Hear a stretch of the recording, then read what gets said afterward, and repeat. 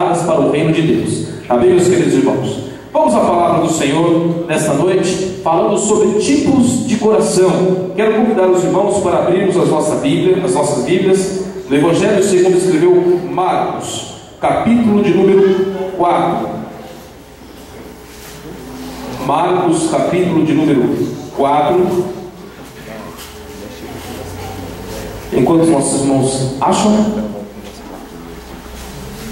um último aviso: sábado, nosso culto de Santa Ceia.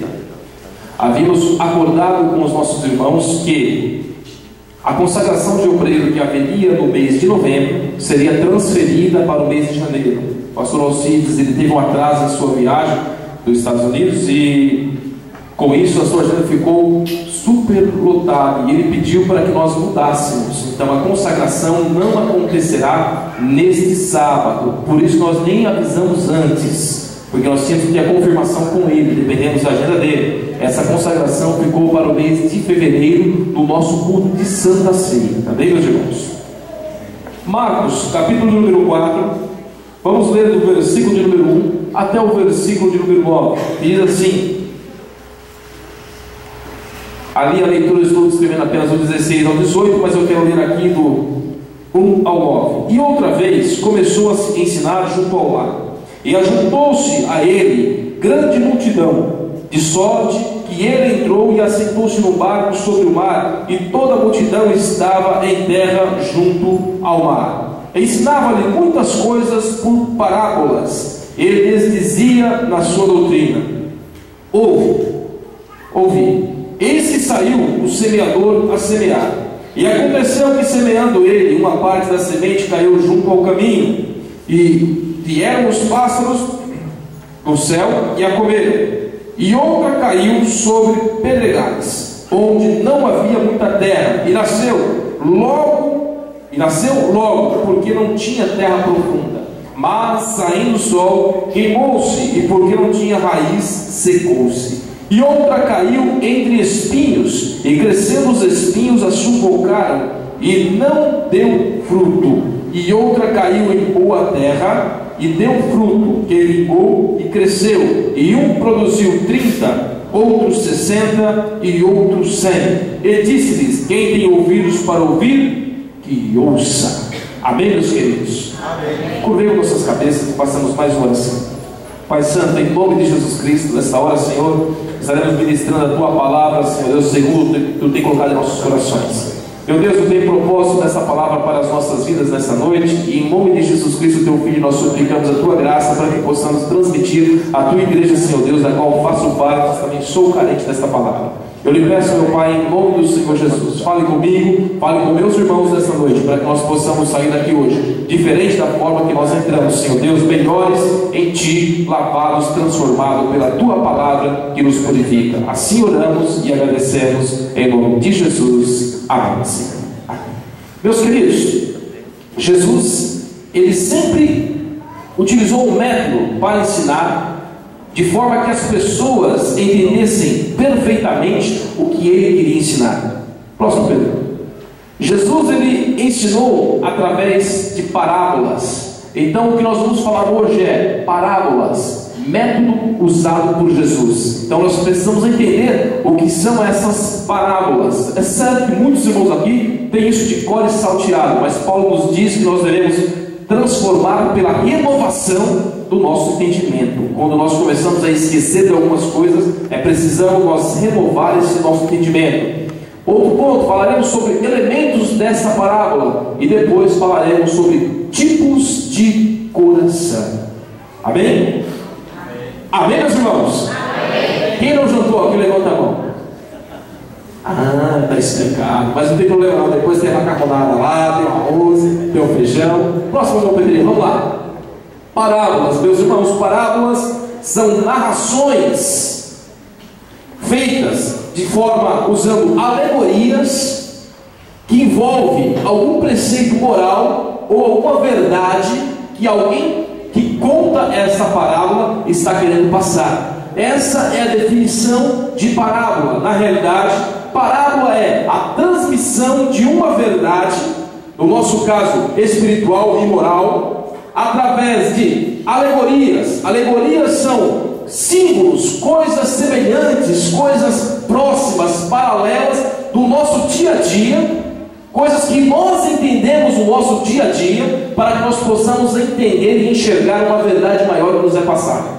Muitas vezes nós aqui mesmo, na igreja, os irmãos quando estão pregando, outros irmãos quando estão ensinando, usam esse método de parábolas, quando conta uma história e faz uma comparação, como por exemplo, a irmã está na cozinha lavando, está na cozinha fazendo o almoço, ou o irmão está trabalhando na obra. Isso são parábolas, são assuntos, verdades, que nós contextualizamos para que as pessoas possam entender a máxima ou o ponto principal daquela verdade que está sendo ser passada para aqueles que ouvem. E Jesus usou muito desse método.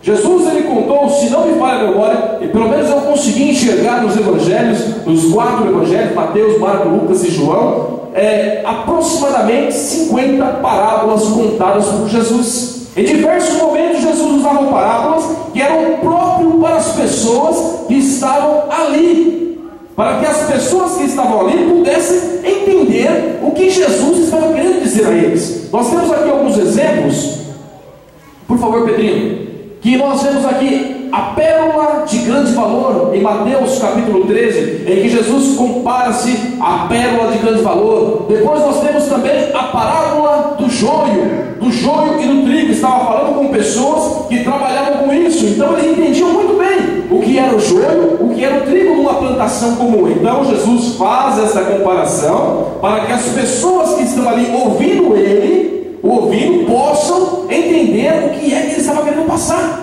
A parábola, então, os irmãos podem perceber que normalmente as parábolas, elas começam sempre da seguinte forma: semelhantemente, e semelhante a um homem, e semelhante a uma mulher, e semelhante a isso. 30 segundos. Vamos continuar aqui. Segue, Pedrinho. 30 segundos para concluir. Corre, Pedrinho, vai na tempo. Então, Jesus, ele trata e ele apresenta várias parábolas. Os irmãos lembram de alguma parábola que os irmãos gostariam de citar? Além dessas que nós falamos aqui? A parábola das 10 virgens, porque o reino do céu é semelhante a 10 virgens. Muito bem. Outra parábola. Quem lembra de alguma outra parábola que poderia citar? Como? A parábola da candeia, exatamente, inclusive fala nesse mesmo capítulo de Marcos, capítulo 14, capítulo de número 4, o texto um pouquinho é o seguinte: qual outra parábola que os irmãos lembram?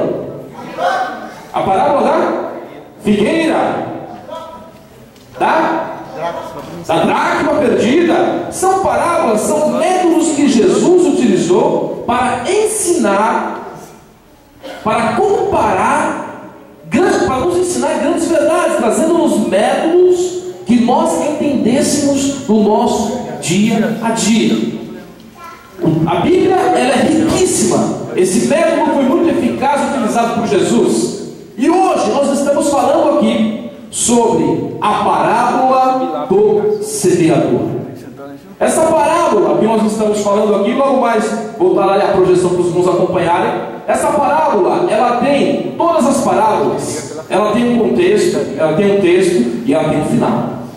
O contexto está mostrando o que está acontecendo. O texto é o auge desta história, o que é onde as pessoas são inseridas naquela história contada, e o final é a grande máxima, ou a moral da história que Jesus estava querendo passar ali para os seus discípulos. E essas parábolas, elas sempre possuíam alguns personagens, alguns elementos. Existem algumas parábolas que alguns teólogos dizem não ser parábolas, porque a parábola normalmente ela é feita através de alegorias, comparações que podem ou não ter acontecido na realidade. Algumas pessoas dizem, por exemplo, que a parábola do rico e do Lázaro não é alegoria, são fatos mesmo, aconteceu mesmo. Mas isso são linhas que alguns teólogos entram por aí, e eu não quero tocar nesse assunto nesse momento. Nós vamos apenas no que nos tange nessa noite. A parábola do semeador, ela tem alguns elementos. Primeiro, pode pular para o próximo aí, meu irmão. Já que voltou, então vamos lá. Primeiro, o semeador. Segundo, a semente. Terceiro, o solo. Quarto, pássaros. Quinto, sol. Sexto, espinhos. Talvez não nessa ordem, mas esses são os elementos que tem na parábola que Jesus Cristo contou. Dentro do solo, Jesus ele divide em 4 tipos: o solo em pedregais, solo espinho, solo bom e solo junto ao caminho. Percebam que existe um semeador, que existe uma palavra ou uma semente apenas, que existe um pássaro, um sol e um espinho. Mas quando se trata do solo, ele divide em 4 grupos.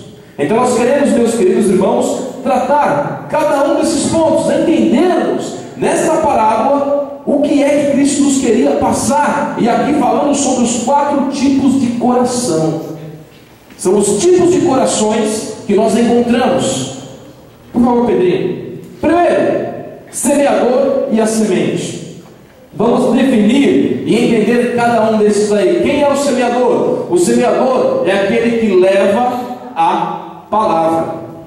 E a semente, ela é a palavra. É nossa responsabilidade levar a palavra do Senhor Jesus. Eu sou o semeador, você é o semeador. Nós aqui, chamados por Jesus Cristo, fomos comissionados por Ele para sermos semeadores dessa palavra. É nossa responsabilidade levar a palavra do Senhor para todas as pessoas. Eu quero que os irmãos leiam para nós no Salmo de número 126, verso de número 6. E também abram a Bíblia no Evangelho segundo escreveu Marcos, capítulo de número 16, versículo de número 15. Faremos a leitura desses 2 versículos para que nós possamos assim entender essa comparação que Jesus fez e nos colocar neste papel de semeador e entender que a semente que deve ser lançada é a palavra. Queremos dar base para isso que nós estamos falando. O irmão que achou Marcos 16 e 15 pode ler. Vou inverter a ordem. Marcos 16 e 15, irmão Júnior, por favor. E disse o Espírito por todo mundo, pregai o Evangelho a todas as criaturas. Uma ordem de Jesus. Obrigado, irmão Júnior. Ide por todo mundo e pregai o Evangelho a toda criatura. Percebam, meus queridos irmãos, que Jesus ele não fez distinção de quem deveria receber a palavra. Jesus ele foi muito claro quando ele falou o seguinte para todos os seus discípulos, para todos nós que estamos aqui hoje: irmão José Roberto, irmão Genivaldo, pastor Joaquim, irmão Luciano, todos nós que estamos aqui hoje, irmão Messias, irmão Jorge, vão por todo mundo e proclamem a palavra para toda a criatura, para tudo aquilo que vocês veem. Percebam que Jesus ele não nos incentiva a proclamarmos a palavra, irmã Andressa, para uma árvore, nem para um animal, para um cachorro, um animal irracional.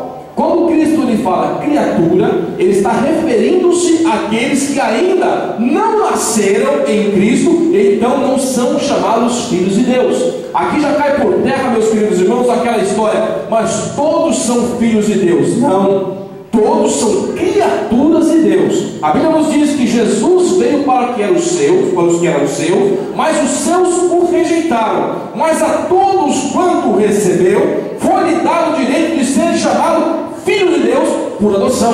Então só pode ser filho aquele que recebe, só pode ser filho aquele que aceita o sacrifício de Jesus. E aqui Jesus está dizendo: vão, proclamem, levem a semente para todos aqueles que ainda não são filhos. Levem a semente para todas as criaturas. Salmo de número 126, verso de número 6, por favor. Aquele que leva, seja, aquele que leva a preciosa semente, andando e chorando, voltará sem dúvida, com alegria, trazendo consigo os seus noivos. Aqui a palavra já é chamada literalmente de semente. Aquele que leva a semente chorando, com lutas, com dificuldades. Muitas vezes, meus queridos irmãos, nós achamos, e algumas pessoas ainda têm essa ilusão: pregar o Evangelho é fácil. Meu irmão, na realidade, falar do Evangelho é relativamente fácil, mas anunciar o Evangelho e lutar para que a semente ela possa prosperar no coração de que ela for lançada, aí é difícil. Levar o Evangelho não somente com palavras, mas levar o Evangelho com a vida, aí é difícil. Nós conhecemos pessoas, e todos nós aqui temos um caso, poderíamos cada um de nós citar no mínimo 1 ou 2 exemplos de pessoas que falam também do Evangelho, mas vivem tão pouco o Evangelho. Talvez nós mesmos sejamos essas pessoas, talvez você seja essa pessoa. Consegue falar tão bem, mas quando chega na prática, trava. A teoria é tão bonita, mas na prática fica tanto a desejar. Mas aqui diz que aquele que se esforça, aquele que luta, aquele que vai ali vencendo as dificuldades do dia a dia, não se importando com as barreiras, levando a palavra, levando a semente, por certo, ele voltará alegre, contente, feliz com o resultado desse trabalho, com os molhos, com o resultado daquela semente que um dia foi lançada, germinou, cresceu e deu frutos. Então, meus queridos irmãos, nós temos base suficiente para entendermos que nós somos esses semeadores e que a semente é a palavra. Próximo com o Pedrinho, por favor. Agora vamos entender os símbolos que são utilizados, o que representa cada um deles. Os pássaros é um dos personagens que tem lá, estão lembrados? Os pássaros. Então, quem são esses pássaros? Marcos capítulo número 4, versículo número 15. Inclusive essa parábola ela é interessante, que Jesus ela fala para todas as pessoas. Aí as pessoas vão embora, fica só os discípulos. Aí Jesus fala: vocês entenderam? Não, vocês não entenderam mesmo, mas vou explicar para vocês, que eu quero que vocês entendam. Isso não é para todo mundo entender. Isso não é para pessoas nécias, não é para pessoas sem um discernimento espiritual entender. Por certo, meu querido irmão, se você não tiver discernimento espiritual, você sairá daqui sem entender exatamente o propósito de Deus nessa palavra para a sua vida. Mas se você tiver entendimento, estiver ligado com Cristo, tiver um vínculo espiritual com Deus nosso Senhor, o Espírito Santo tocará no seu coração e você pegará a sua parte desse estudo nessa noite e conseguirá aplicar isso na sua vida, para que você seja melhor em Cristo Jesus, para que eu seja melhor em Cristo Jesus nosso Senhor.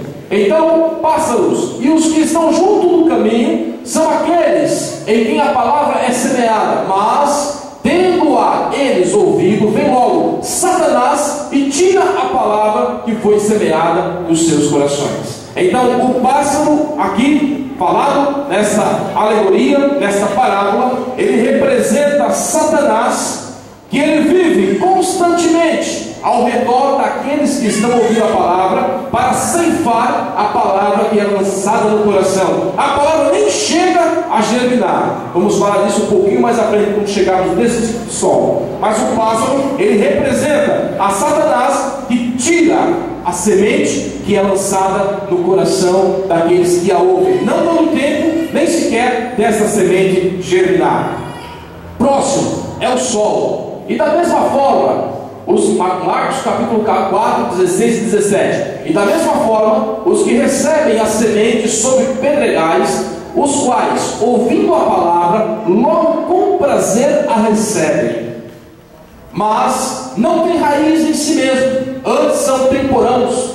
Depois, sobrevindo a tribulação ou a perseguição por causa da palavra, logo se escandalizam. Então o sol aqui representa a tribulação, a perseguição por causa da palavra. São pessoas, vamos chegar um pouco mais à frente para falar sobre isso, mas o sol ele representa a perseguição, representa a luta que vem sobre nós quando aceitamos a Jesus Cristo. Quando abrimos os nossos corações, ouvimos a palavra e ela vem para nós. Meus queridos, eu quero lhe pedir em nome de Jesus Cristo um negócio.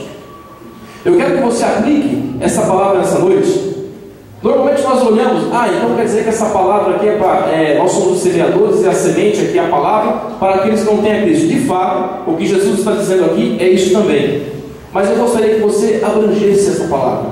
Essa palavra também é para você e também é para mim. Que muitas vezes estão no culto, Deus envia um semeador aqui ministrando a palavra para falar comigo, para falar com você. Nós ouvimos a palavra do Senhor e muitas vezes o nosso coração é um desses quatro que nós vamos falar aqui hoje. Nós somos muito bons em pegarmos a palavra do Senhor e aplicarmos às outras pessoas, mas muito ruim em aplicá-las a nós mesmos. Quando nós lemos lá em Apocalipse, diz: olha, Jesus está à porta e bate, se você abrir, ele entra e faz uma ceia com você, faz uma festa com você. Aquela palavra, ela não foi destinada para pessoas não crentes. Aquela palavra foi destinada para uma igreja, ou seja, para pessoas que proclamavam e conheciam a Jesus. Aquela palavra foi destinada para nós, e nós somos muito bons em pegá-la e aplicá-la a pessoas não crentes. Está errado isso? Não está errado, porque Jesus também bate no coração dele. Mas o errado é nos isentarmos daquela palavra. Jesus, ele bate no nosso coração todos os dias, meu querido irmão, minha querida irmã, jovens. Se nós abrirmos nosso coração, ele entra e ceia com a gente também. Amém? Amém? Amém. Então vamos continuar. Então o sol são as lutas, as perseguições que vêm sobre as nossas vidas, que nos molestam, que nos deixam muitas vezes desanimados. Fica o dia inteiro debaixo do sol quebrando pedra. Vai lá quebrar pedra o dia inteiro debaixo do sol, para ver se você aguenta, ver se não cozinha o miolo. Vai chegar uma hora que você não vai aguentar, mas é tão difícil que você vai abandonar, porque o sol ele molesta, o sol ele nos castiga e nos deteriora. Próximo, Pedrinho. Os espinhos e outros são os que recebem a semente entre os espinhos, os quais ouvem a palavra. Mas os cuidados deste mundo e os enganos das riquezas e as ambições de outras coisas, entrando, sufocam a palavra e fica infrutífera. Esse daqui é um caso sério. E quando chegar nessa terra, eu quero falar um pouquinho mais sobre ela. Porque aqui a semente ela brota, aqui a semente ela cresce, mas ela é estéril. O espinho representa as preocupações do dia a dia, as nossas ansiedades, as nossas ganâncias, os nossos desejos por serem mais que os outros, a nossa ambição por querermos ter além daquilo que o Senhor tem preparado para nós. Isso são os espinhos, e é interessante que eles crescem junto com a semente. Amém? Vamos avançar. Quando chegarmos na terra, nós vamos voltar um pouquinho sobre esse conceito. Próximo. Agora, os tipos de sol. Entendemos já o que são os pássaros, entendemos já o que é o sol, entendemos já o que são os pedregais, entendemos já o que são os pedregais, vamos falar um pouco mais à frente, melhor dizendo, entendemos já o que são os espinhos. E agora vamos falar um pouquinho sobre os tipos de sol. Entendemos também o que é a semente e quem é o semeador. Vamos falar sobre tipos de sol. Quando chega os tipos de sol, Jesus, na sua história no ele fala: tipo de solo não tem um só não. A pedra é uma, o sol é um, o pássaro é uma, a semente é uma, o semeador é um, mas o solo é o que define como é que vai ser o resultado desse plantio. Não é a semente, não é a palavra que define qual que vai ser o resultado na minha e na sua vida, porque a palavra é de Deus, é genuína e poderosa, mais penetrante do que espada alguma de dois gumes, e ela é apta para discernir o pensamento e o intento do coração do homem. Ela vai até a divisão da alma do espírito, juntas e medulas. A palavra do Senhor é uma só. A semente que é lançada aqui, meu irmão, hoje aqui entre nós, a semente é a mesma. O que define qual o resultado dessa plantação é o solo em que ela está caindo. Então não é a palavra que define, a palavra não foi boa. Meu irmão, a palavra de Deus sempre é boa, porque ela é palavra de Deus por essência e ponto final. Pode ser que quem esteja trazendo a igreja não traga de uma forma que você consiga entender, mas dizer que a palavra é boa está errado. A palavra de Deus sempre é boa, nem precisa ser dita, simplesmente escrita e lida por você, é boa. Meus queridos, agora, o primeiro solo que nós encontramos, ou o primeiro coração, já que a semente é a palavra, e aqui ela é falada, tratada como semente de uma forma alegórica, portanto a terra onde ela será lançada, ela representa aqui também o nosso coração, que é o tipo de solo, o meu coração, o seu coração, o coração das pessoas a quem nós levaremos a palavra. Antes de falar desse tipo de solo, entenda o seguinte, meu irmão. A Bíblia diz, nessa parábola, que o semeador, ele estava preocupado em fazer o quê? Em semear, não era? Ele não estava preocupado que estava caindo a semente. Ele não estava preocupado se estava caindo na beira do caminho. Ele não estava preocupado se a semente estava caindo no meio dos pedregais. Ele não estava preocupado se a semente estava caindo no espinheiro. Ele não estava preocupado onde é que ele estava caindo, porque a função dele era semear a palavra, ponto final. Às vezes nós queremos dizer para quem é que nós devemos pregar.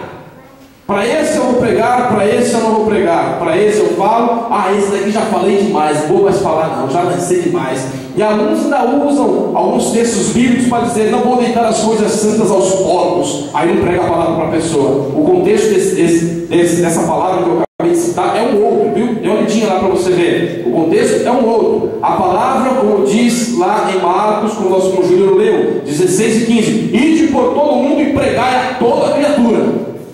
Ponto final, a toda criatura. Salmo de número 126. Aqui também Marcos, capítulo número 4, diz que o semeador lançava simplesmente a semente, caía pelo meio do caminho. Ele não estava preocupado onde é que tem que ser, onde que estava caindo a semente. Meu querido irmão, não se preocupe aonde é que vai cair a palavra. Muitas vezes você está pregando e as pessoas não estão te ouvindo. Muitas vezes você está pregando, as pessoas estão até mesmo te ridicularizando, dizendo, olha, se for falar esse negócio de religião, sai para lá.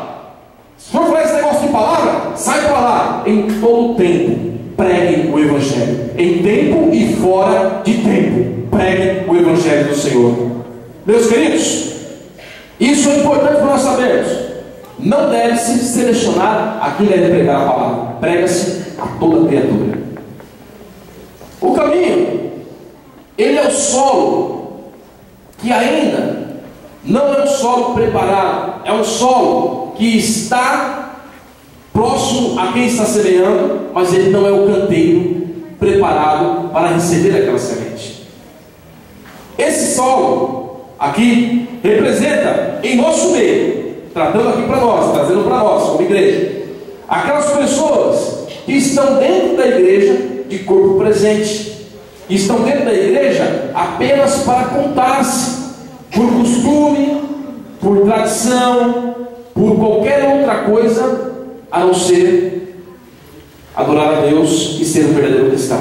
São pessoas que vêm às igrejas, mas não têm o compromisso de ouvir aquela palavra. Estão aqui, ouvindo a palavra, e quando chega no final do culto, pergunta se o que foi falado, ministrado naquela noite, ela não consegue descrever 10% da palavra que foi falada naquela noite. São pessoas que ouvem a palavra, mas fazem o famoso ouvido de mercador. Sabe qual é o ouvido do mercador? Você está lá, esse Instagram é de nada antigo, né, Moedo? É bem antigo, esse ouvido de mercador. As pessoas estavam no mercado ali, na feira, e tem lá o camarada que atende. São várias pessoas perguntando para ele a mesma coisa. As pessoas perguntam, ele nem ouve direito, ou finge que ouve e diz, tá certo, isso mesmo. E nem entendeu direito. Passa 2 minutos, ele nem se lembra mais do que foi perguntado para ele. Esse é o ouvido de mercador, que entra tudo, mas a mesma velocidade que entra, sai. Então são pessoas que estão dentro da igreja, dentro da casa do Senhor, ouvem a palavra, ou até mesmo na sua casa, na sua família, os seus vizinhos, ouvem a palavra, mas eles estão tão misturados também com o mundo, tão misturados com outros conceitos, que qualquer outro vento de doutrina vem e tira aquela palavra que você falou. A pessoa está aqui na igreja, ela ouve a palavra do Senhor. Quando chega na casa dela, ela liga a TV no programa de um televangelista e ele fala, olha, pega um copo de água, coloca em cima do rádio que eu vou orar, e depois você toma essa água, trazendo a tradição do catolicismo com relação à água benta. Por quê? A palavra que ouviu aqui não produziu efeito no seu coração. Ouve a palavra do Senhor aqui, chega em casa, vai lá e faz um depósito de não sei quanto para comprar toalha, martelo e aquilo outro. Sal. Então, ouviu a palavra, mas a palavra que caiu foi tirada do seu coração. Os pássaros vieram, tiraram aquela palavra e levaram para os outros lados. Tá certo, meus queridos irmãos? Não estou dizendo que você não pode ver programas de televisão evangélicos. Eu estou apenas recomendando que você selecione fortemente aquilo que você está vendo. Hoje há uma confusão religiosa tão grande, há uma confusão espiritual tão grande, e infelizmente no meio dos evangélicos, há uma confusão tão grande que até vão enganar os escolhidos. E a Bíblia nos diz isso. Isso é bíblico, Marcos. Vão até enganar os escolhidos, mas que Deus nos guarde. Que Deus nos proteja, que nós estejamos firmados na palavra, para sabermos separar aquilo que é de Deus, aquilo que não é. A Bíblia nos diz que se alguém vier pregar um outro evangelho, a não ser esse mesmo, que seja um anjo que desça no céu, seja anátema. Afaste-se disso, maldições desse negócio para lá, e se fixe na palavra do Senhor, meus queridos irmãos. Próximo solo são os pedregais. Pedregais é um solo duro, que não permite a penetração da palavra. Ele é resistente. E aqui também eu volto a falar a citação do livro do mercador. Ele ouve a palavra, ele ouve a palavra, ele ouve a palavra. Na hora que a palavra está tocando o seu coração, que ele está ouvindo, ele fala: realmente eu preciso mudar, eu preciso mudar. Virou as costas, já nem sabe disso. A palavra muitas vezes fala no seu coração. Ele é tão resistente que fala: essa palavra é por irmão fulano de tal. Essa palavra é para o pastor Ronaldo. Não, essa palavra é para o irmão Paulinho Pereira. Não é para mim não. Essa palavra é para o Marquinho. Então a palavra está falando com ele, mas ele é tão duro, que não deixa a palavra penetrar. E a pouca palavra que ele deixa penetrar, ela não consegue alcançar a terra firme. Ela até germina, ela até começa a brotar um pouquinho, mas ela não tem raiz firme. E aí o texto nos diz que vindo o sol, ou seja, que vindo a perseguição, que vindo a provação, ele até se escandaliza e fala: esse negócio do evangelho não dá certo não. Eu vi, estava ruim, e ficou pior. Agora eu tenho mais lutas, agora eu tenho mais problemas, agora eu tenho mais dificuldades. Aí se escandaliza e se afasta dos caminhos do Senhor. Que nós não tenhamos uma terra dura, que nós não tenhamos um coração duro. Eu quero pedir para os irmãos lerem lá Ezequiel capítulo 11, versículo de número 19. Qual que é a proposta de Deus para aqueles que têm um coração como pedregal? Qual que é a proposta de Deus para aqueles que têm um coração duro, que não deixa ser transformado, um coração que não deixa que a semente penetre até o fundo e venha ali germinar com a raiz forte e venha resistir o sol do dia a dia? Ezequiel 11 e 19, leia para nós, por favor. E darei o mesmo coração e um espírito novo porei dentro deles.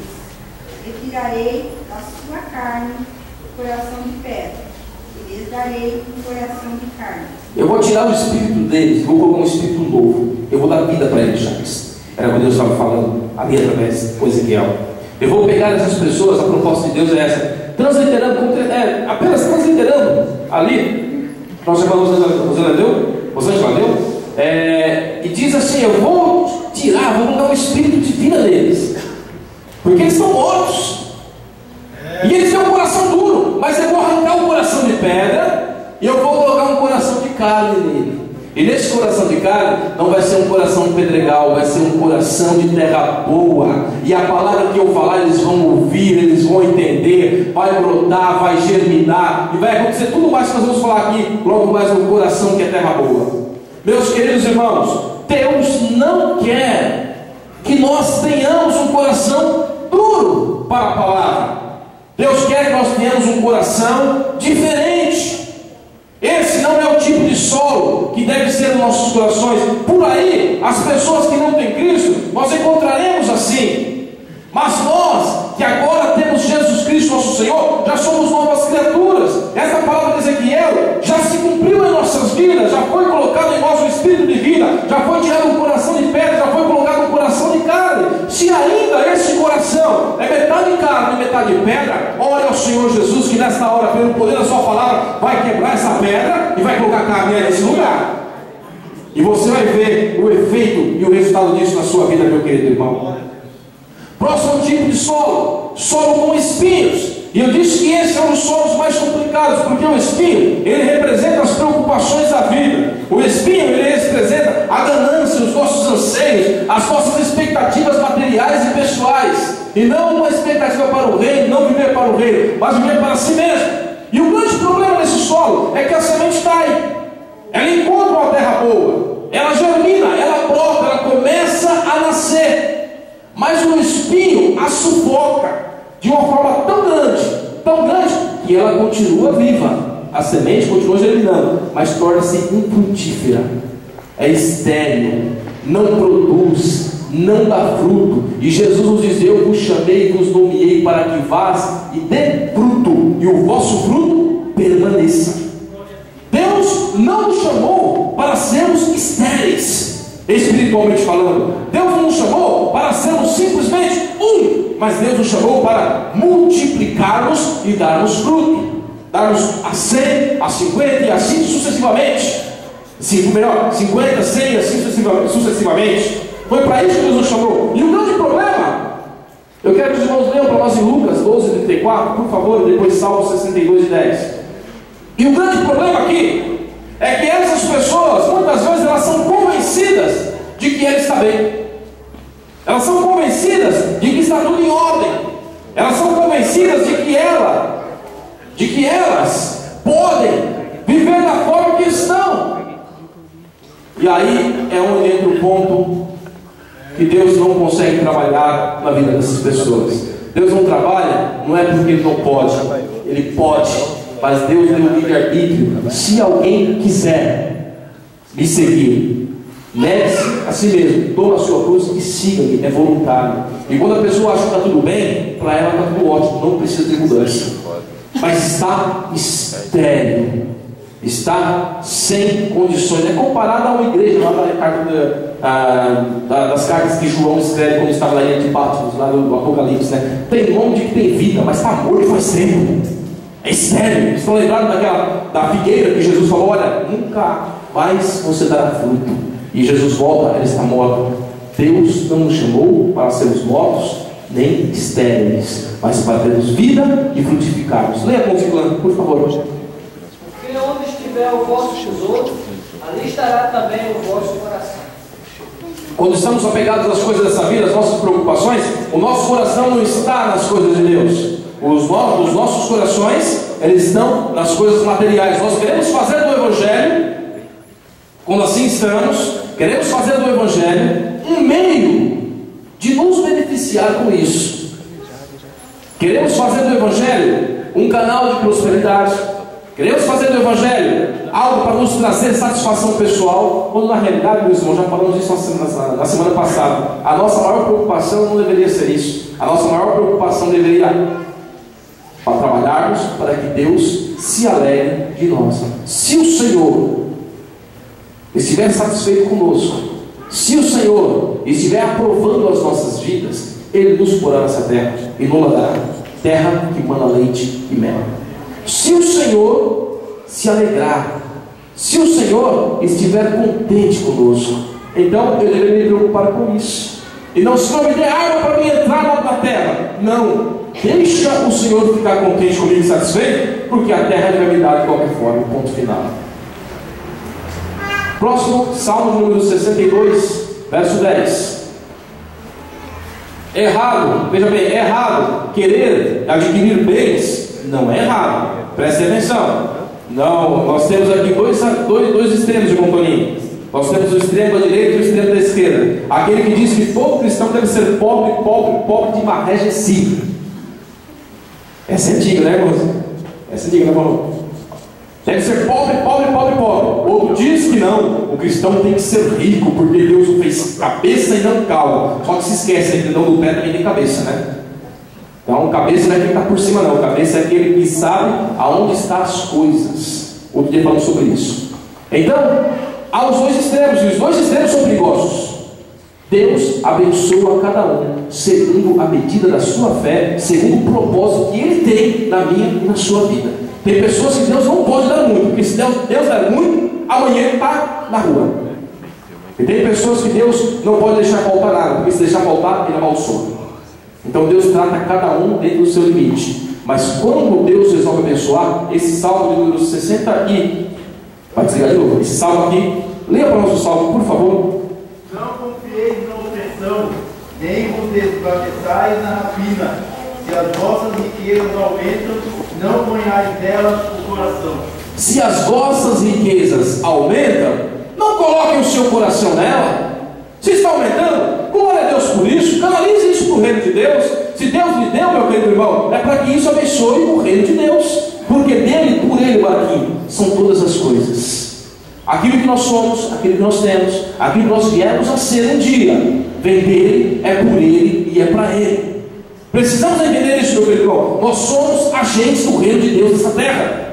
Nós somos embaixadores de Cristo aqui, nessa terra. Nós temos uma missão nessa terra. E nós precisamos enxergar isso, que tudo que o Senhor nos proporciona são apenas equipamentos, ajudas para nós desempenharmos a função que Ele nos confiou, de sermos semeadores. Próximo.